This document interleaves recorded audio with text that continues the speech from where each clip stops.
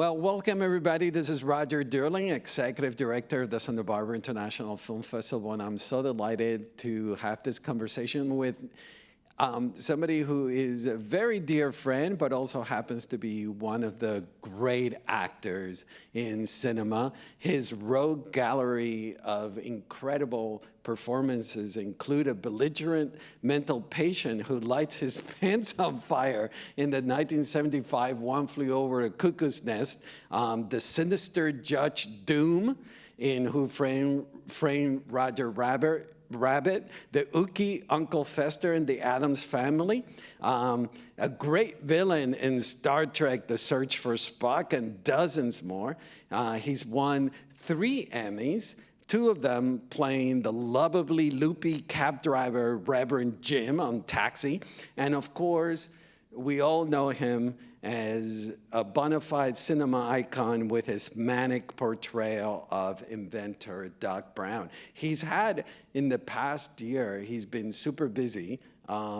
Who would have thought that COVID would be so busy for an actor? But he's not only done this incredible film, Nobody, with Bob Odenkirk, he made a film with none other than George Clooney, The Tender Bar, and he did King Lear live on stage.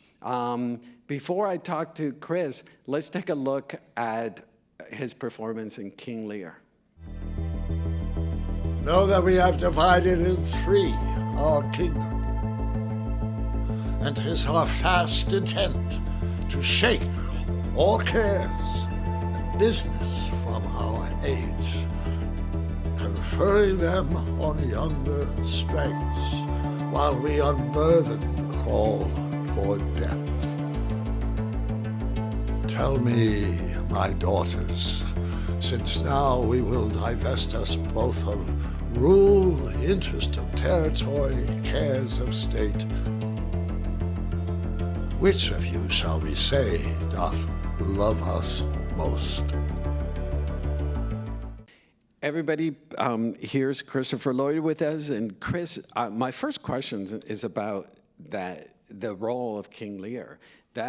I've heard from so many actors say that's the biggest challenge they could ever do is King Lear. You know, what inspired you to finally tackle this big role? Well, I don't know. It's. I was kind of exposed to Shakespeare. Oh, the mic. Chris, if you could. There you go. At a pretty young age, I was kind of exposed to Shakespeare. And my mother took me at the age of 12 to see Laurence Olivier's Hamlet. And I was blown away.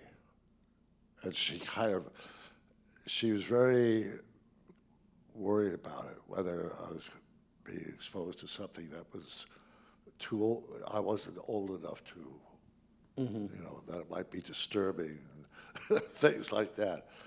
But I went and I got one of the records. Oh, records. Yeah, yeah. This was, I think, in 1948. And memorized to be or not to be, etc. So it made a big impression on me. And I just, skipping along, just Lear. I have a secret wish, doing it again. Mm-hmm. Oh my goodness! I mean, it's one of those plays you could do again and again. It's just so. You've amazing. been in the play before, right? But no, not. Oh, I've been in the play before. But you had never played Lear before. I never played Lear. It just keeps growing on you. Yeah. You know, I go through speeches now, and just a couple of days ago, And I think, oh my God, I haven't even gotten there yet. You know. That's crazy. So I've read that most actors perform the role in their 60s. And here you are in your 80s. Were the stamina, were you concerned at all about how big the role is? Not too much. I do think about that now when I'm fantasizing if I did it again.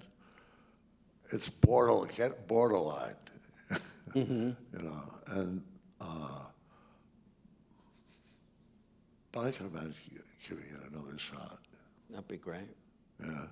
One of the things that I love seeing your performance, it was filmed and streamed for a while. I have seen Lear's where he's mad from the get-go. In your interpretation, was I wrong that he's not mad from the get-go? I don't feel he is. I think he's a very insecure man. He feels his end is coming, and he's having trouble reconciling that.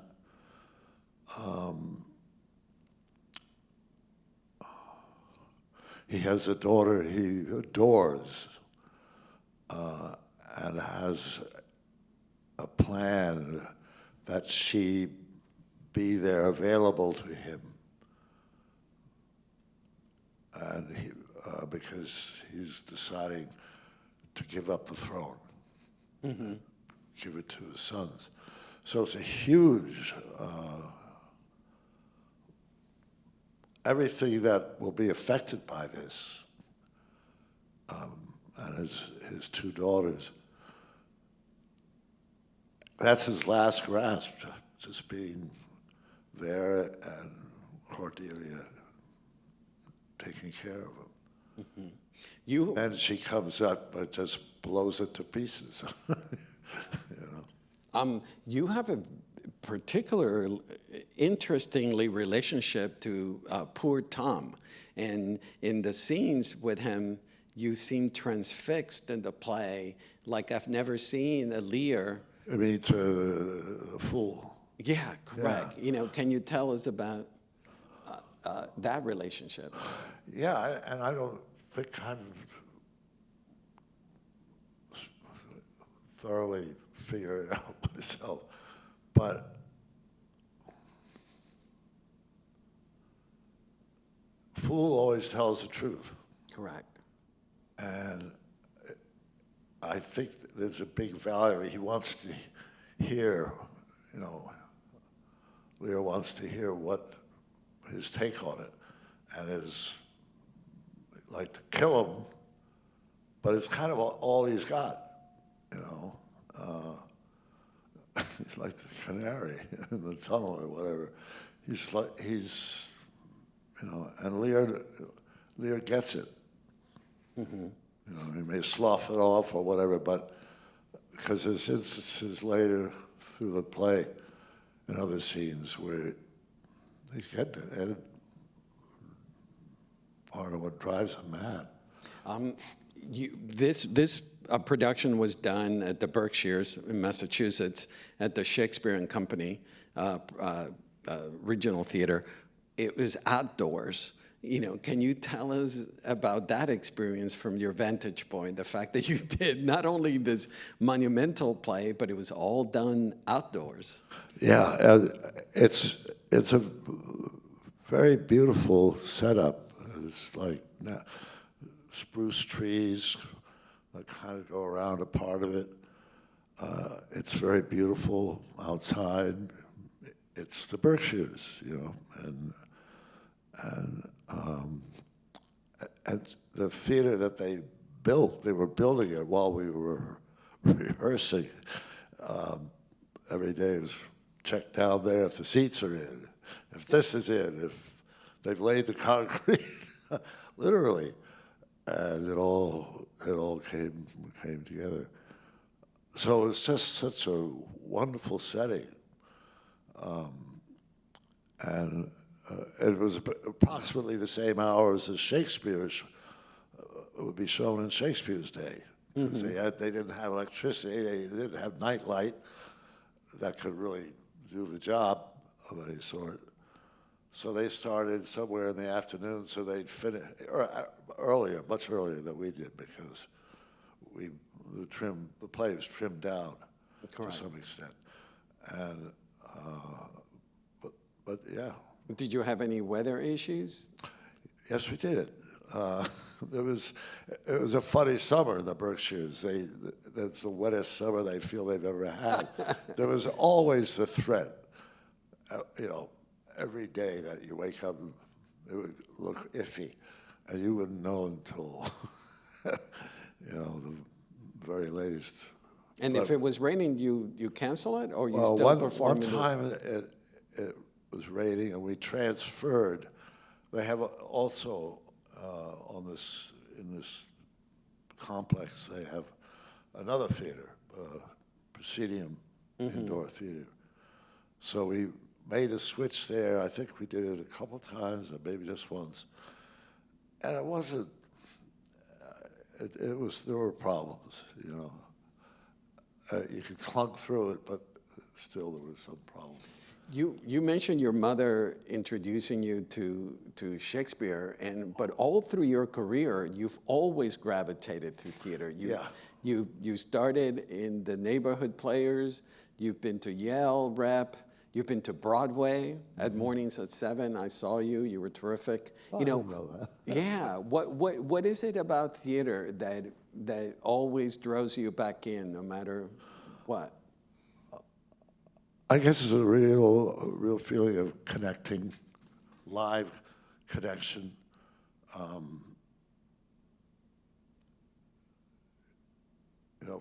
For the actor, I feel to be up on stage and people are totally immersed in what you are doing, or saying, and the situation you're in.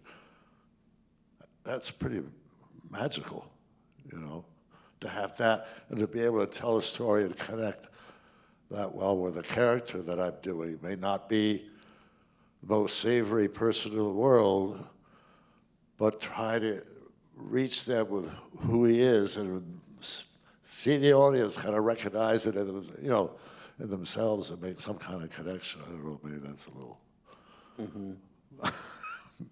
And, Lear mentions about being 4 and upward, not an hour or more or less. About being 80 years old, he says 4 and upward, not an hour more or less. What did it feel to you as a performer in your 80s playing a role that is meant to be played as an 80-year-old?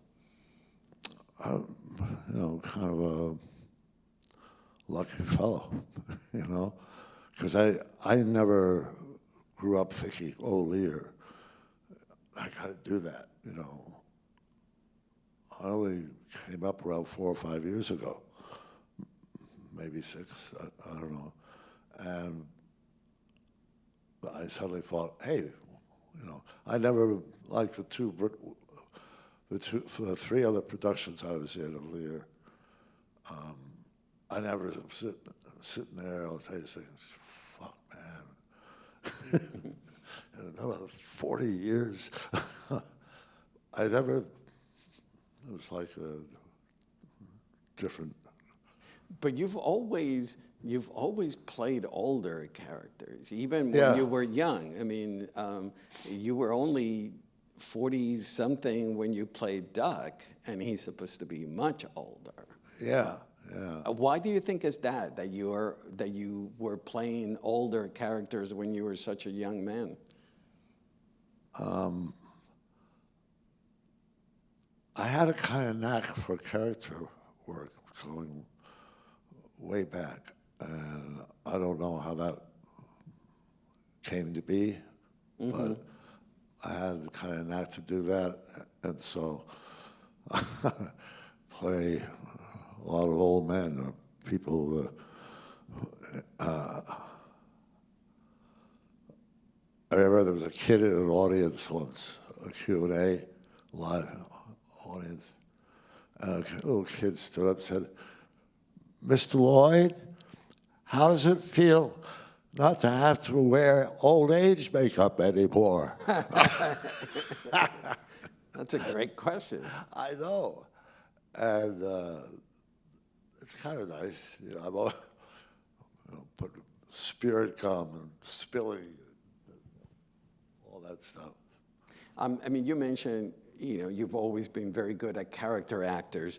The fact that you've made such a, I mean, you're an icon. Everybody knows who you are, but you've played supporting roles, you know, in movies. Is that something that you seeked, you know, supporting players, or is what came your way?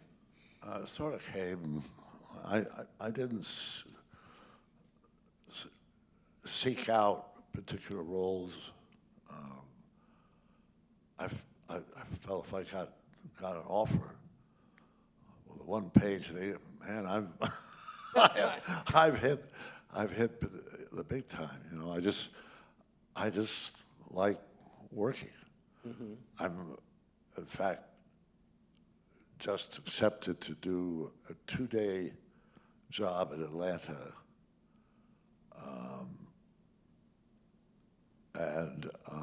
I've been reading the script over and all that. And I'm doing it, but it's an opening scene, and it's a horror film. I'm sure they're preparing it for next year. A scene where I've turned into a ghost, but it's a small role, but it just turns me on, you know. But I mean, you've been, I wouldn't call it luck, but the fact that you've played supporting roles and you've become a star doing small, that is not typical, that, you know, somebody just plays supporting roles and character roles and becomes a big star out of it. Yeah, I've perceived that. Yes, well, I've had some incredibly wonderful characters. Yeah. Written characters with some diversity. Mm-hmm. Speaking of incredible... So I'm feeling no pain. Yeah. Speaking of wonderful characters, earlier this year, you were in Nobody with Bob Odenkirk and doing something we've never seen you do before, which is hold a gun and shoot and do a big action sequence. Before we talked about working on Nobody, let's take a look at a scene from Nobody. Down! Dad? Son! Get in there! Wow. You brought a lot of shotguns. You brought a lot of Russians.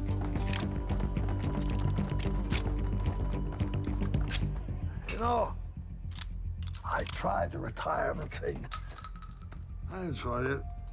Sleeping legs, breakfast, walk around the quad, lunch, nap, sleep. But God damn it, Hutchie. If I didn't miss this shit.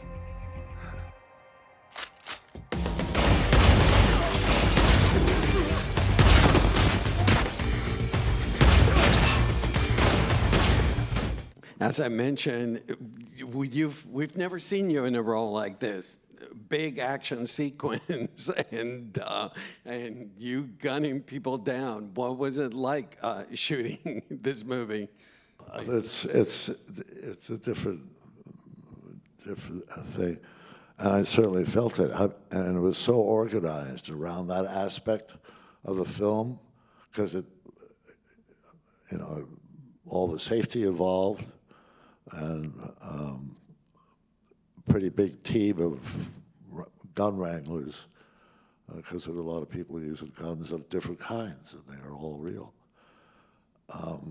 It's a highly choreographed sequence. Was that challenging for you to handle all the choreography with the guns and the movement? I kind of felt a little bit like I was at home. In what way? I've grown up around guns and for hunting, sport, target. And I spent some time in the West Yeah, that's right. when I was, This is, and so I just had sort of you know, we were talking about supporting roles, but this is, again, you steal the movie because it's so surprising, the arc of the character, the fact that we didn't know, slowly we start finding out things about him, and until the end we realize the full truth of his past. Was that, it was fun to play? yeah, it was, because the guy he's unperturbed, you know. Whatever's going on, he's a step ahead of him. That's his genius. And he's trying to retire, and now he's got this, son's got himself a bit of a mess, and he can come to the rescue and team up again. Yeah, it's full of unexpected surprises because we don't also expect Bob Odenkirk to be. He's wonderful to work with. Not that a lot of, you know, I felt very supported by him, and that we had a father and son this relationship. That's going great. on. And it was, yeah, so I have a lot. It was good, very good working with him. And as I mentioned, super busy. Not only did you do Nobody, you also did the King Lear, and then you managed to shoot in the middle of COVID with George Clooney in his film The Tender Bar, and you played Ben Affleck's father. You know, tell us about working with Mr. Clooney and Affleck. It's kind of magical. He's so relaxed, so there, and he takes it all in. But it's not. There's nothing frantic about it. You know, he may feel differently, but it's just that ease, and he'll block it, and it's just kind of very matter of fact and thought out. And it's great, you know. And if he does have something to say, it's offhand, and he's right. That's that. And a lot of finesse, a lot of real skill with how he works these out. Yeah, he's a good director. Well, the movie opens in December, and we'll get a chance for everybody to see the film. Yeah. It's fantastic. Now, you started, and your very first film, One Flew Over the Cuckoo's Nest, 1974, and the film went on to win the Academy Award for Best Picture. Let's take a look at Chris's first acting for the camera in One Flew Over the Cuckoo's Nest. Now, as you all know, Mr. McMurphy has been running a small gambling casino in our tub room. Now, most of you lost all your cigarettes to Mr. McMurphy, not to mention a tidy sum of money to Mr. McMurphy. And that's why your tub room privileges have been suspended and your cigarettes have been rationed. Mr. Martini? How are we going to win our money back?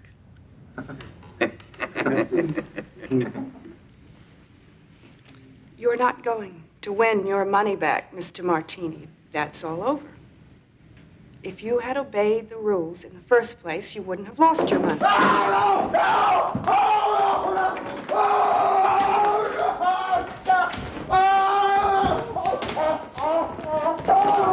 Sit down, gentlemen. Sit down, gentlemen. Sit down. Sit down.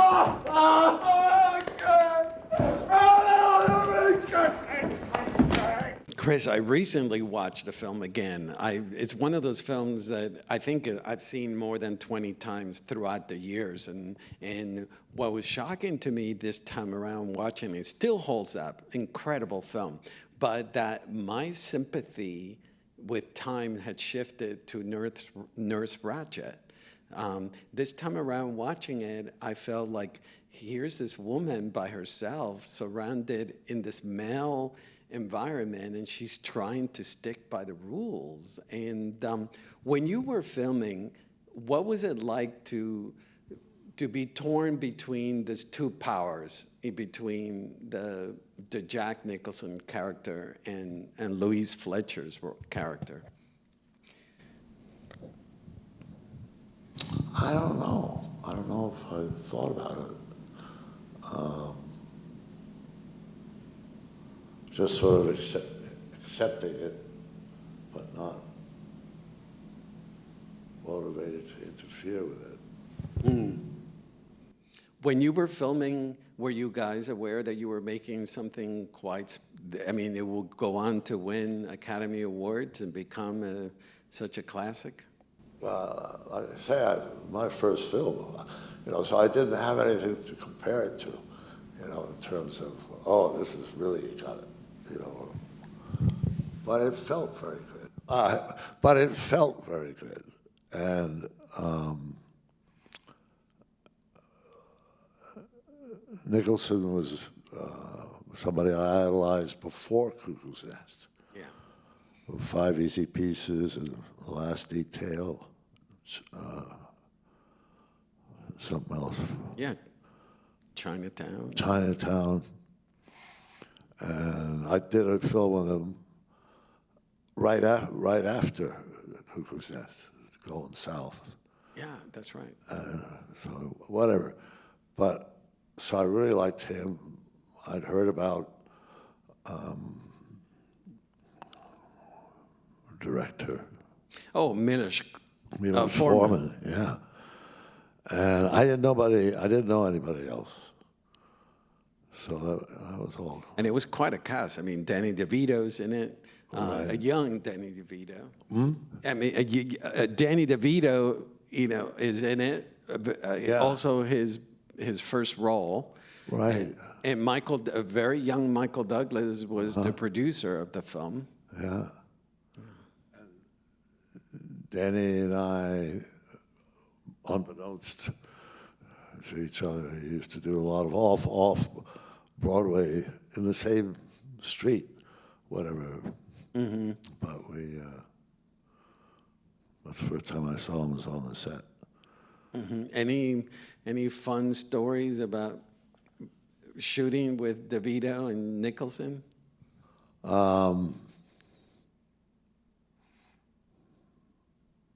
Well, I don't know. There was a night.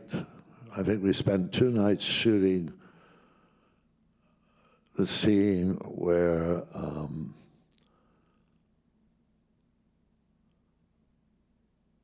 liquor was brought into the big party. The big party scene.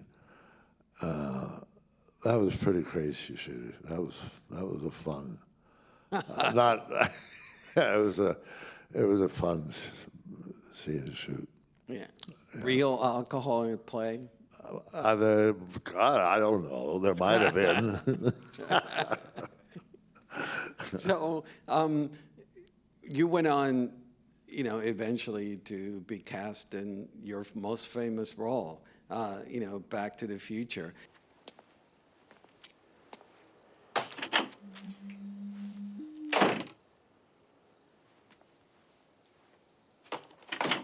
Doc? Don't say a word. Doc, I don't want to know your name. I don't want to know anything about you. Listen, Doc. Quiet. Doc. Don't Doc, tell me anything. Doc, Quiet. Quiet. I'm going to read your thoughts. Let's see now. You come here from a great distance? Yeah, exactly. Don't tell me. You want me to buy a subscription to the Saturday Evening Post? No. Not a word, not a word, not a word now. Quiet. Donations. You want me to make a donation to the Coast Guard Youth Auxiliary? Doc, I'm from the future. I came here in a time machine that you invented. Now I need your help to get back to the year 1985.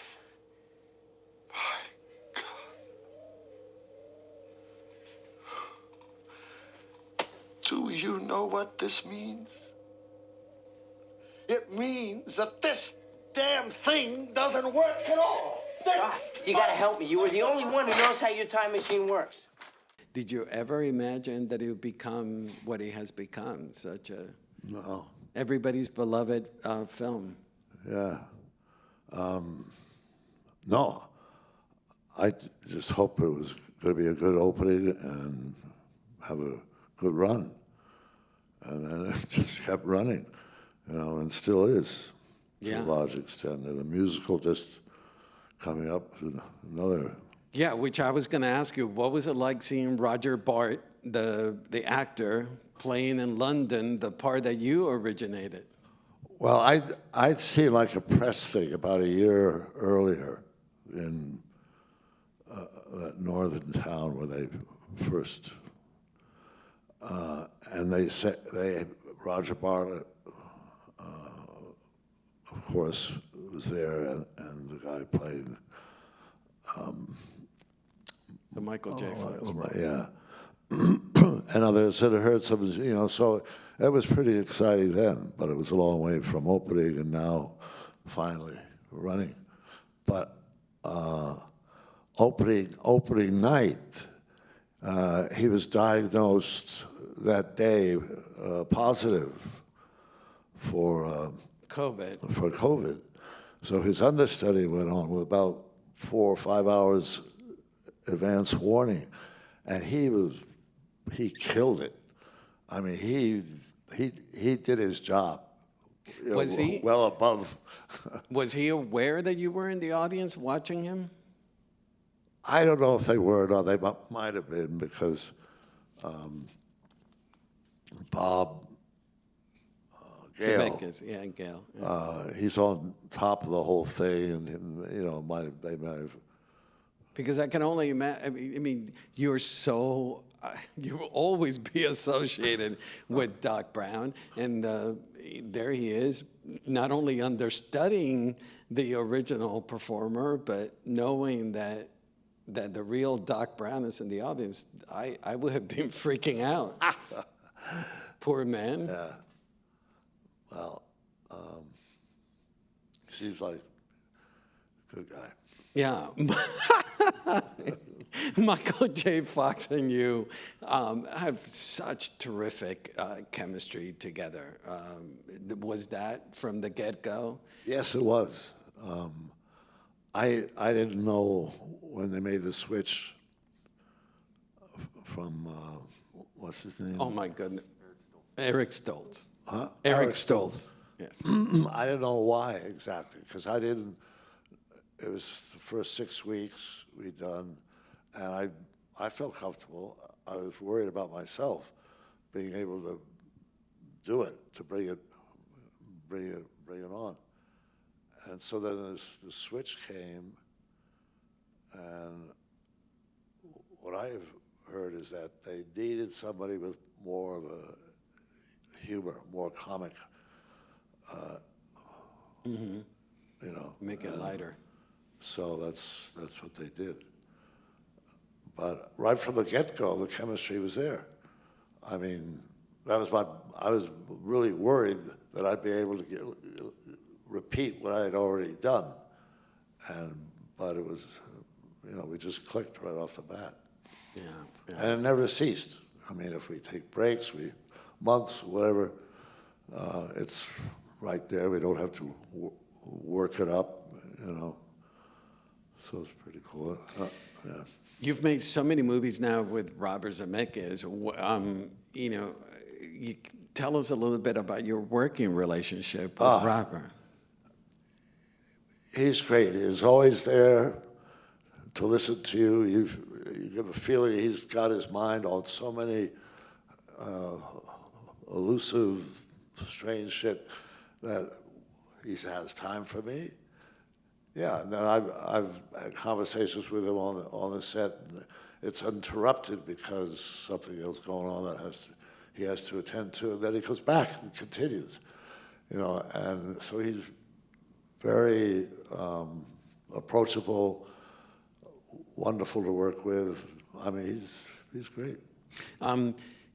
We've mentioned that you've made a name for yourself playing bigger than life characters, including in Who Framed Roger Rabbit, directed by Robert Zemeckis. In that movie, you had to interact with cartoons, with animated characters, and who were not there during the performance, correct? Or was there a stand-in? No, there was a stand-in for Roger Rabbit.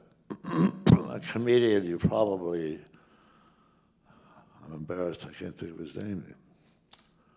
But anyway, he was a stand-up comedian. Sometimes his name would be up on Sunset on the marquee. You know, he was an actor. Mm-hmm. And he was off camera being Roger Rabbit, and with a wacky rabbit voice and a costume that he created. It was after, you know, crazy costume, and he was off doing that all the time off camera, and he was great to work with. You know, you had somebody to relate to. Mm-hmm. And then it was afterwards that they put in the special effects and the animation. Were you surprised when you saw the final film? I thought it was pretty cool. Yeah, I wasn't disappointed. That's great. It was cool, yeah. Yeah, let's take a look at Who Framed Roger Rabbit. I wasn't worried. Were you?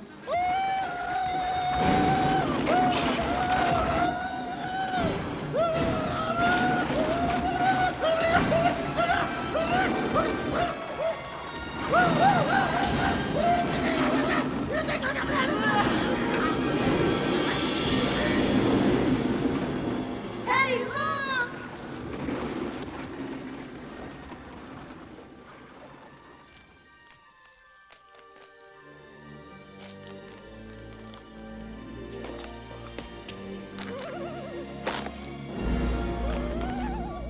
Holy smoke, he's a toon! Surprised? Not really. That lame brain freeway idea could only be cooked up by a toon. Not just a tune!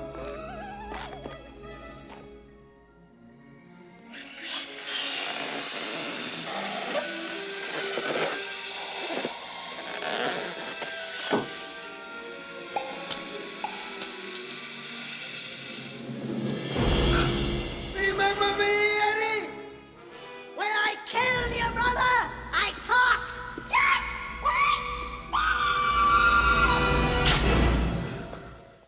With something like that, Chris, you just play for the reality of the scene. You're not. Yeah, just as a normal person, human being.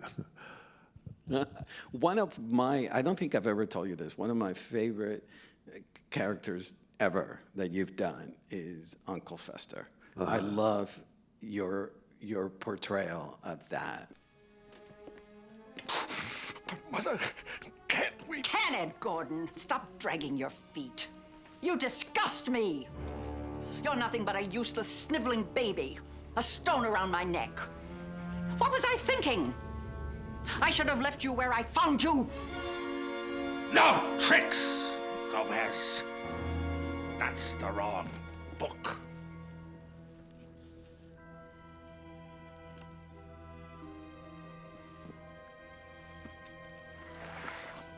Allow me. Good show, old man. Put that book down, Gordon. You don't know what it can do. It's not just literature. Oh, really? Quickly, darling. Gordon, I'm your friend. Think of the doubloons. They're not yours, Tully. Back off. Leather straps, red hot pokers, Later, my dearest. Keep the book closed, Gordon. Listen to Mother. I'll never listen to you. Never. Ever. Again. I had to be strict with you because I cared. Put it down. You never really loved me. Faster, this way! Stop whining, you little good-for-nothing. Be a man. You were a terrible mother. There! I said it!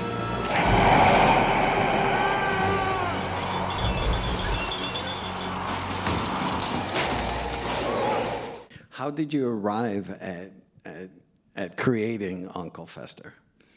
Well, you've probably heard the story. I don't know.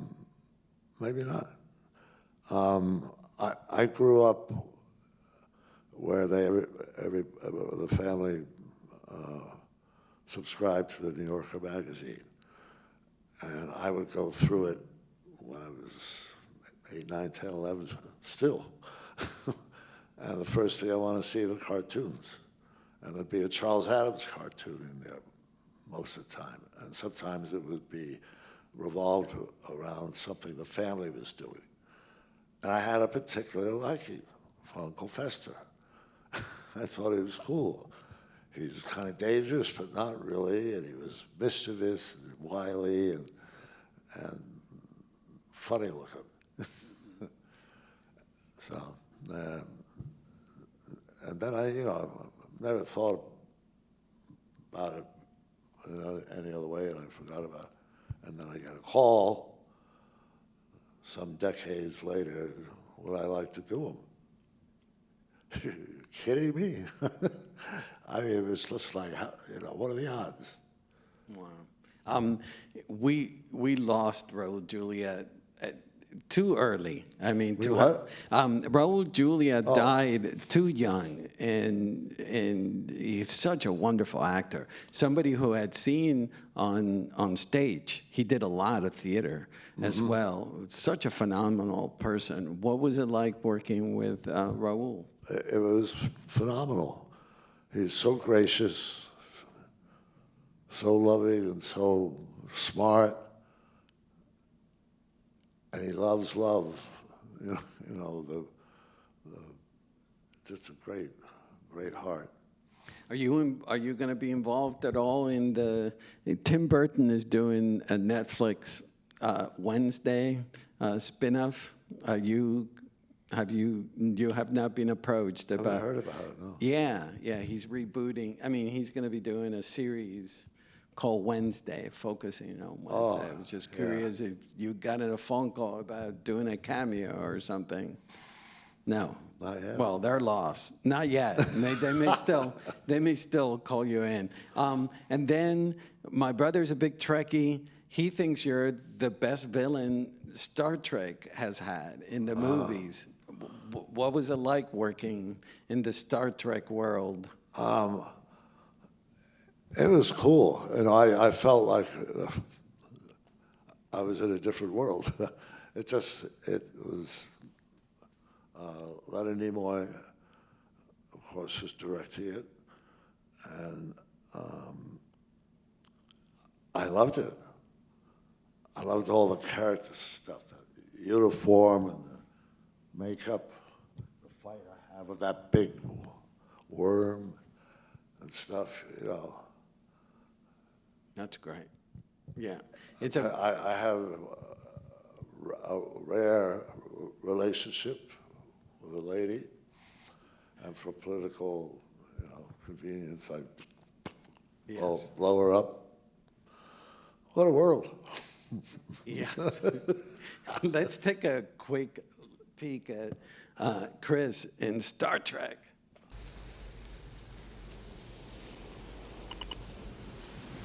Modes!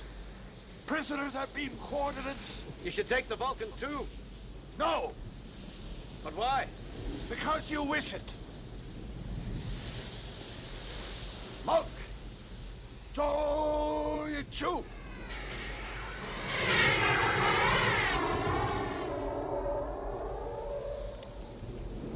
Genesis! I want it! Beam the Vulcan up. And we'll talk. Give me what I want, and I'll consider it. You fool, look around you! The planet's destroying itself! Yes, exhilarating, isn't it? If we don't help each other, we'll die here! Perfect. Then that's the way it shall be.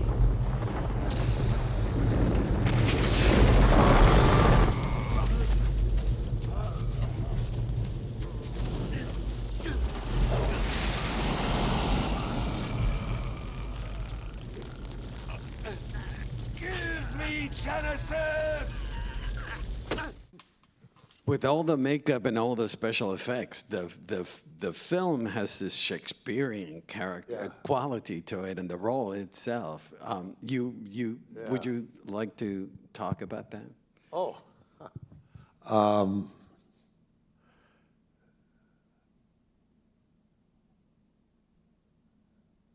Yeah, I think the Star Trek guy played, he's very physical. I feel a great sense of physical prowess, you know, and whatever his magic powers are.